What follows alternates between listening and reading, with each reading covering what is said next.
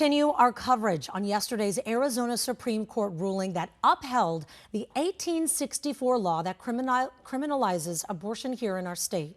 The pre-statehood law makes it a crime to perform abortions unless the mother's life is at stake.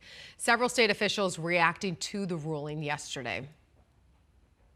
And the near total Civil War era ban that continues to hang over our heads only serves to create more chaos for women and doctors in our state. Arizona women should never have to fear the next court decision. I'm thrilled that children will be protected under this Arizona law and that women and families receive real support and real health care. We all deserve the dignity and respect that is upheld by laws that affirm that life is a human right.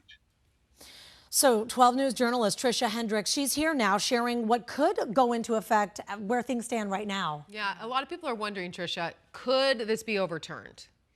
Well, good morning once again, Emma, Allison. Right now, the answer is yes. That's still a possibility, but up until now, every state ban, nearly every state ban on abortions has been challenged with a lawsuit.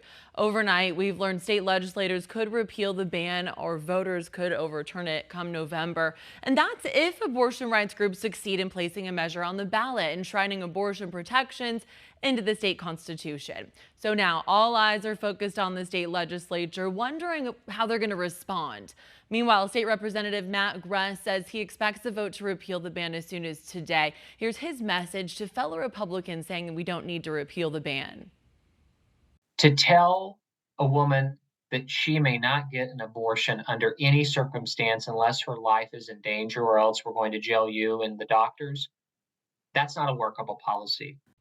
Former Republican Governor Doug Ducey, who signed the 2022 law, also weighing in, tweeting in part, this ruling was not the outcome he would have preferred.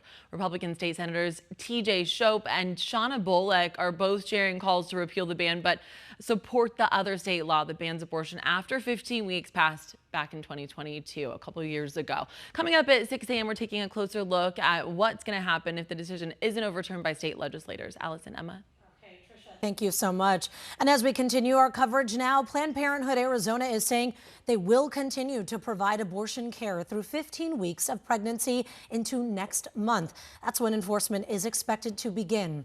Still unclear what access will still be available after May, as several state officials do call for a repeal. Attorney General Chris Mays, in the meantime, has also said she has no plans to prosecute doctors or patients under this 1864 era law. This is one of the biggest stories in the nation right now. You're seeing Arizona all over every news outlet. And it's a topic we're going to continue to follow right here on 12 News, both on air and online. As always, stay with 12news.com and the 12 News app for the latest updates. In the meantime,